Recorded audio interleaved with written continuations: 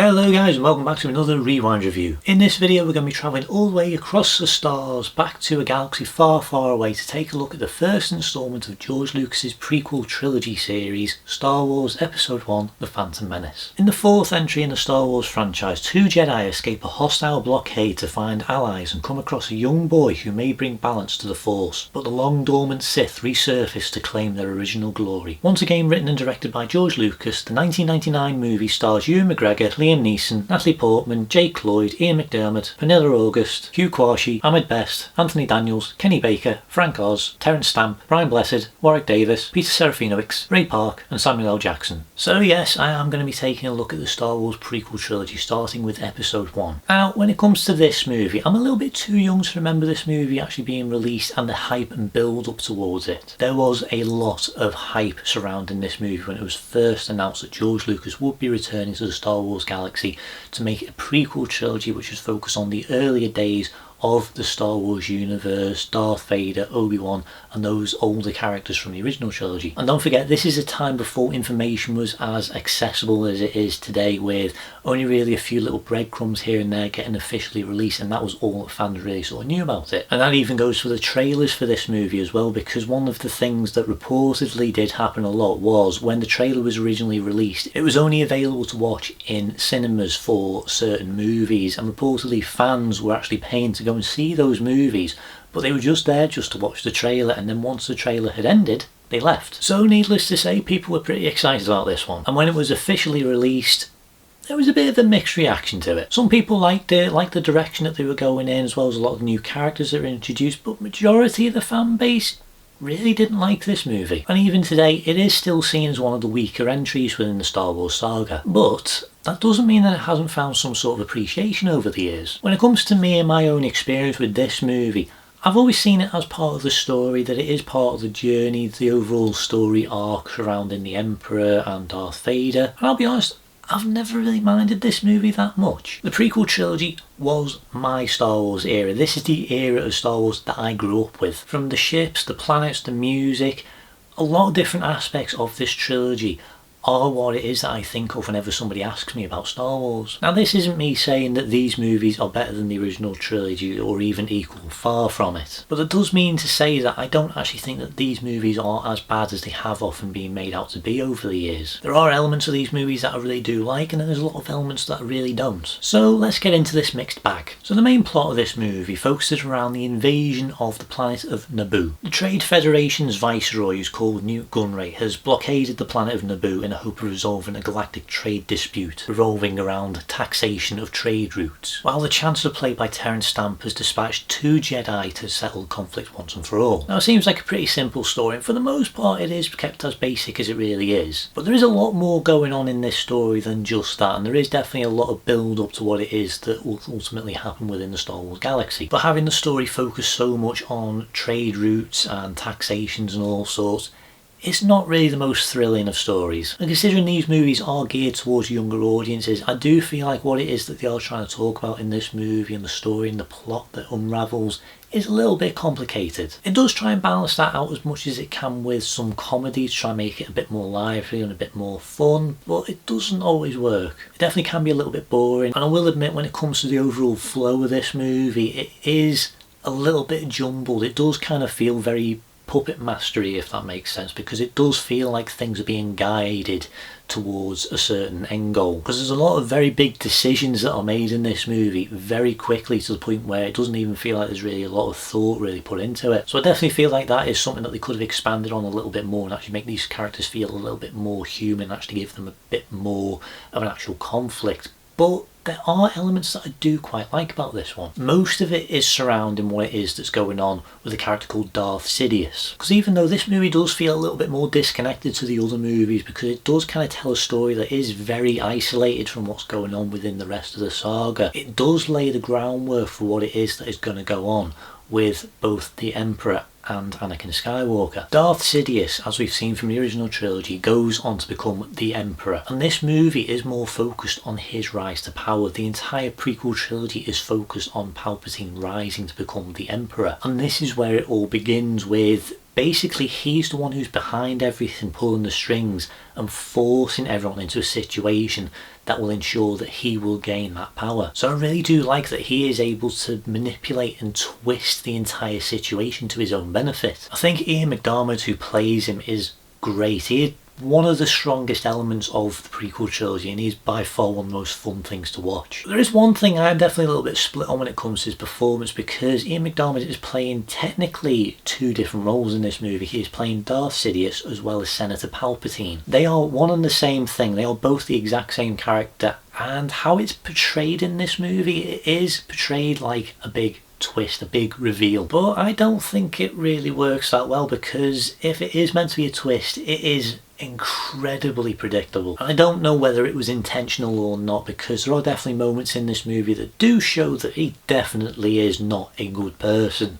But then there's a lot of other moments where it does sort of come across as though they are trying to hide his identity, so I don't really know how it was originally meant to be portrayed in this movie. So it is definitely one of the things that I am a little bit mixed on when it comes to Palpatine. The other performances in this movie are definitely quite mixed. It's one of the things that a lot of people do tend to focus on when it comes to these movies. The acting for this movie is not the best. I've got no problems with the cast whatsoever. They do have a really good cast involved in this movie, like Liam Neeson playing Qui-Gon Jinn. Qui-Gon is a really good character, and I really would like to see more from him one day. I do think that he is a character that is worth exploring a lot more, and I like that we do have TV series like Tales of the Jedi where we now are able to explore that. But when it comes to Qui-Gon Jinn in this movie, I do think that he is definitely one of the better characters in this movie, and Liam Neeson is giving one of the better performances. There's a lot of new characters that are introduced in this movie, like a lot of the members of the Jedi Council. There's the Trade Federation, there's the people of Naboo and Queen Amidala. I do like a lot of these characters overall, but I do think that the performances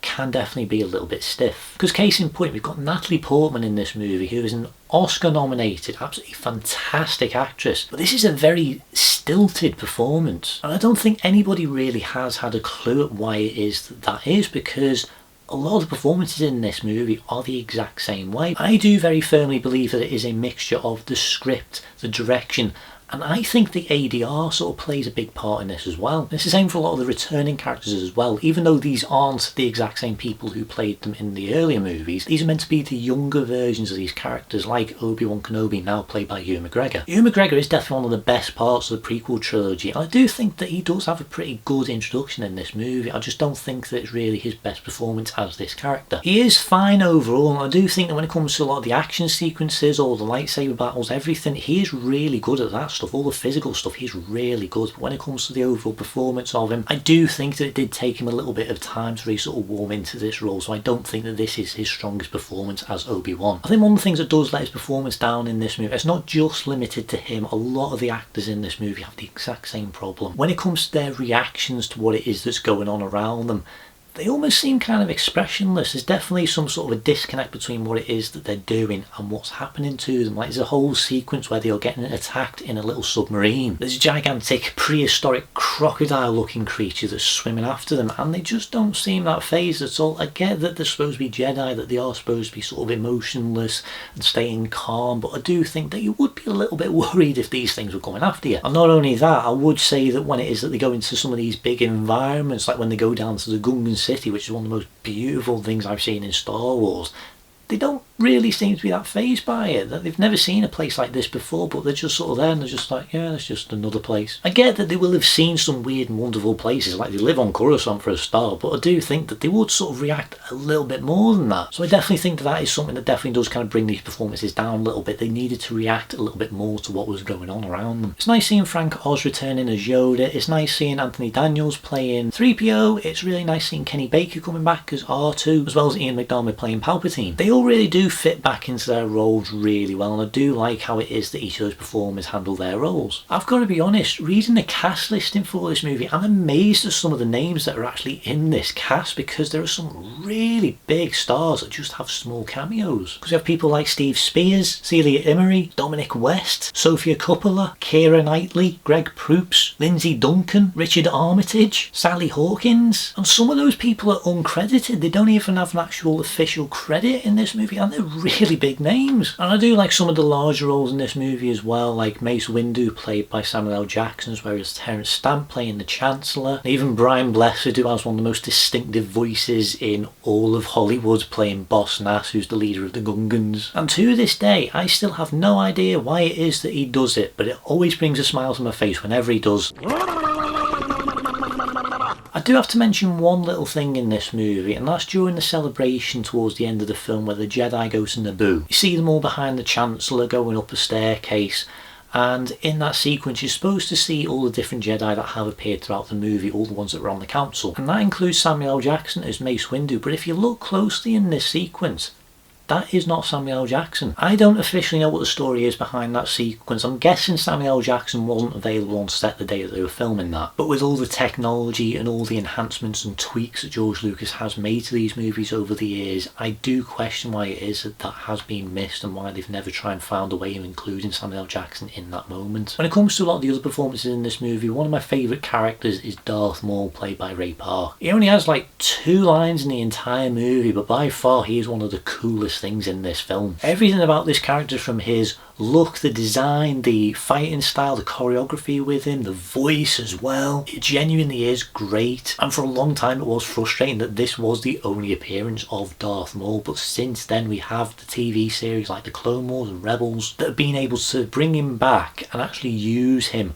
properly and give him such a good motivation, and just the way that they go with his character throughout that entire series, it's turned him into one of the best characters in the entire Star Wars franchise. And I do like what it is that they do with him in this movie. This is a good start for his character. I just don't think that they really gave him as much as they really could have done, but I appreciate that they do expand on that a lot more in the TV shows. Now, I did mention Darth Maul's voice sounding pretty awesome, but if you actually know Ray Park, you know that that's not actually his voice. That is actually the voice of Peter Serafinowicz, who provides just this absolutely epic voice. I honestly cannot think of Darth Maul without that voice that Peter has given him, because he just sounds so good. Admittedly, whenever I think of Darth Maul's voice, I do think of Sam Witwer from the Clone Wars TV series, but what it is that Peter Serafinowicz establishes as this character is really good, and I do like how that has been carried over into the TV shows. I am going to properly talk about the ADR in this movie a little bit later on, but when it comes to the ADR for Darth Maul, this is one of the few instances where it really does work and it helps enhance his character so much more. Now, there's 2 other characters who make appearances in this movie, and both of these characters often receive the most amount of criticism whenever somebody reviews this movie. The first of which is Jake Lloyd playing a young Anakin Skywalker, and the other is Ahmed Best playing Jar Jar Binks. Jake Lloyd, while admittedly giving a slightly uneven performance, I don't really think it's that bad. I think he was only about 9 or so when this movie was being filmed, so there is definitely a lot of pressure on him, not only in terms of what sort of scale of movie that he's in, but which character he's playing. And there was definitely a lot of expectation for what it was that Anakin Skywalker would have, especially since this is the guy who will ultimately become Darth Vader. It's not a great performance overall, but I do think that there are some okay moments, especially in the moments where he's saying goodbye to his mother. But I do feel it is a little unfair really singling his performance out when there are so many more experienced actors giving really flat deliveries. And then when it comes to Jar Jar Binks, this is definitely one of the most divisive characters in the entire movie, but when it comes to my own experience with him,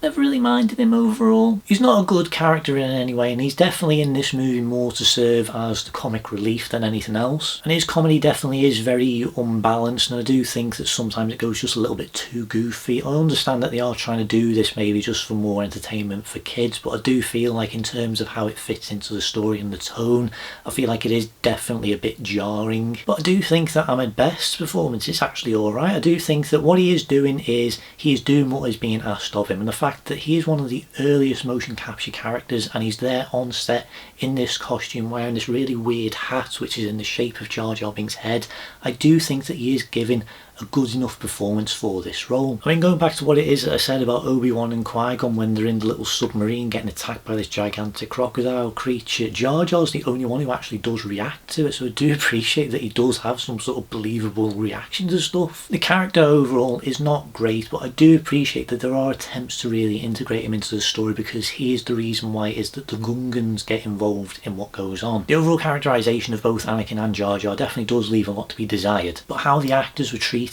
by fans, by critics, by audiences it's not on. They really have been through a lot because of their appearances in this movie, and it's just not on. I had hoped that those fans had grown up a little bit, especially when the sequel trilogy came out, so nothing would happen to those actors, but the exact same thing happened again to Kelly Marie Tran, who plays Rose Tico. It's really not on. If you don't like the characters, if you don't like the characterization, then just criticise the characters, don't go after the actors because of it. I have read what it is that Jake Lloyd has gone through, and it is definitely an upsetting read. I really hope that he is doing okay and he has got the help that he needs. And the same definitely goes to Ahmed Best, but one thing that I do really appreciate is that Ahmed Best has had the opportunity to come back into the world of Star Wars as a completely different character.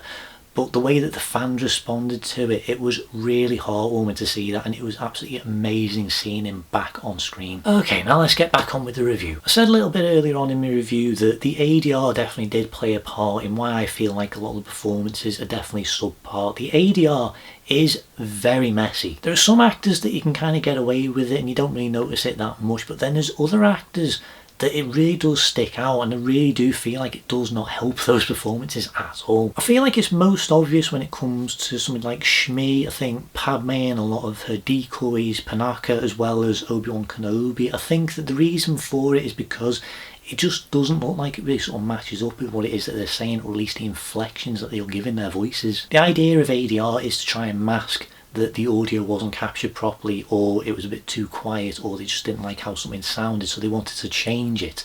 But you have to make it match what the performances are, and with those performances it is definitely a lot more obvious that that is what it is that they did. It's nowhere near as bad as something like The Room or Batman and Robin, where they basically do not say what it is that they are mouthing on screen, but it is definitely messy, and I do think that it should have been a lot better than it was. I know Ewan McGregor has said in the past that the dialogue for Attack of the Clones, apparently all the dialogue that was recorded on set has vanished, like there's no trace of it whatsoever, so all of it is dubbed over.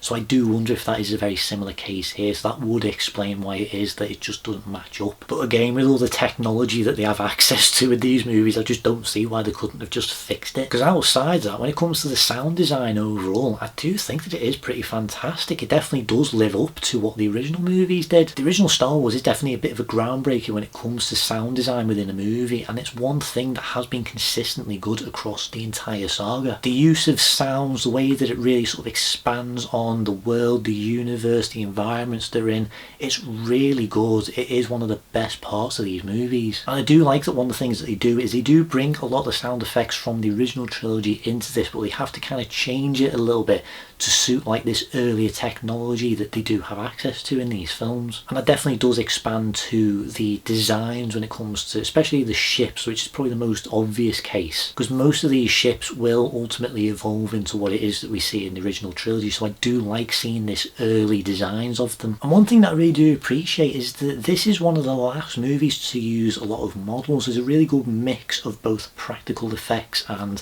scenery, as well as a lot of, at the time, groundbreaking CG. There is definitely a good mix of it, and I do think that the fact that they do try and do as much practical as they can is a really good benefit to this movie. The CG is not amazing, it is very 50-50. You can definitely tell that it is just computer generated effects, but I do think that it is better than some other movies that were out around about this time. The stuff involving green screen definitely does need a lot of work, because the actors do not look like they are on these magnificent sets at all. But how the CG is able to capture a lot of the space battles, as well as how it's able to expand the locations and really sort of flesh out the world a little bit more, I do think that it does work quite well. And I do feel a very similar way when it comes to how Jar Jar is brought to life, because he is actually one of the earliest motion capture characters, and I do think that how they've brought him to life is not bad. I do think the movements definitely could do with a bit of work, because it doesn't always match up in the way that I think a real person really would, even though Ahmed Best was there on set doing these performances. So there is definitely a bit of work that could have been done there, but in terms of how he actually does look, I don't think he really looks that bad, especially compared to things that came out like a couple of years later, like The Mummy Returns for instance. He looks so much better than that, and I do think that this is a really good place to start when it comes to motion capture characters. What they did with Jar Jar in this movie, has been a big impact on how it is that motion capture characters have been brought to life since. Even people like Andy Serkis has credited this movie as one of the early inspirations for what they were able to do with motion capture technology. But as I said, I do appreciate a lot of the more practical elements that are in this, especially when it comes to a lot of the aliens and a lot of the other creatures like Newt Gunray and the Trade Federation, who are guys in suits with makeup and animatronics. They look really good, they're brought to life very well.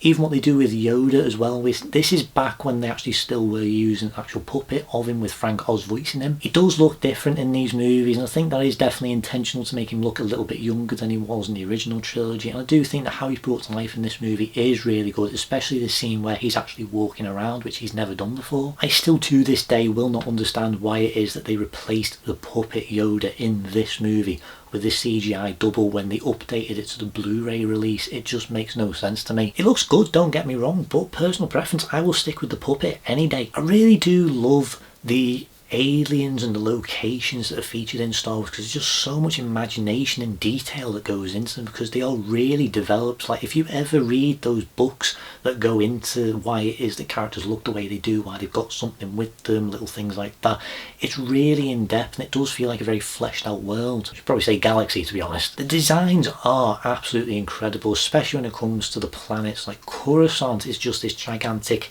city planets just completely covered in cities and pipes and all sorts. It looks incredible. We don't get to see too much of it in this one, but it does look good from what it is that we do see of it. My favourite in this movie is easily the Gungan city, which is basically just like this gigantic bubble city underwater. It looks phenomenal when it's on screen. Even just like the main cities of Naboo, it does look really good. These are definitely places that I would love to visit. Like, obviously the planets that are featured in the original trilogy are some of the most iconic in the entire Star Wars franchise, but in terms of where I want to go on like holiday destinations, I definitely pick the ones in these movies. I really do love the designs that are featured in these movies, even just down to the costumes. Like Queen Amidala, I love her costumes. I think the costume that she has in this one, the red suit with the big gold headdress, that to me is the iconic image of Padme. Admittedly, I do find it quite funny that there is actually a sequence where she's looking out of a window and like there's like all these little orange bubbles that are on the bottom of her dress, but if you actually look at the wall behind her,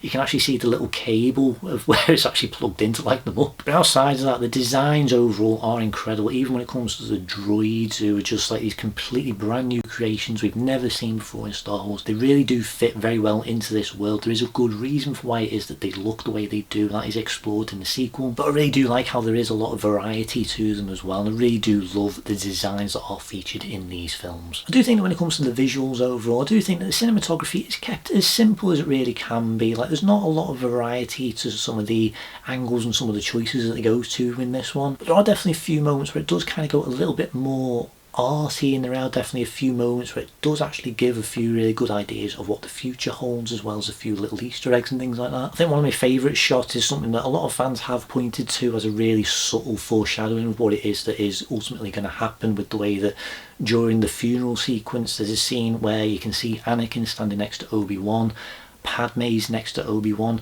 but then Palpatine is standing right there, and the camera's just framed in a way that makes it seem like the only two people that are stopping Palpatine from getting to Anakin are these two, and that is what happens in the future. So there are definitely some good moments in this movie. There's some very iconic shots, but I just don't think that it's as imaginative as it really could have been. I know that George Lucas didn't have the best of times trying to make the first Star Wars movie, which he both wrote and directed, because he just had a really horrible time with it, and I definitely think that that did play a small factor in the style of direction that he has gone for in this movie, and why it is kept as relatively simple as it is. Because don't forget, he did not direct Empire Strikes Back or Return of the Jedi, but the prequel trilogy, he directed all three of them. So yeah, overall I do think that they look fine, but I just think that they could have done a little bit more with them. But some of the sequences that I really love are the action sequences. That's where this movie really does start to excel a bit more. They're really fast paced, they're really lively, they're done very well. I do think that how not only the story is weaved in and out of these sequences, but how they are shot and how they are handled is really good. The movie overall is very fast paced, and I do feel like a lot of the action sequences do play a big part in that, because there are a lot of action sequences in this. There's a lot of like the more like brief bursts of action here and there, just sort of liven things up a little bit more. When it comes to some of the bigger set pieces like the pod race, which is really good,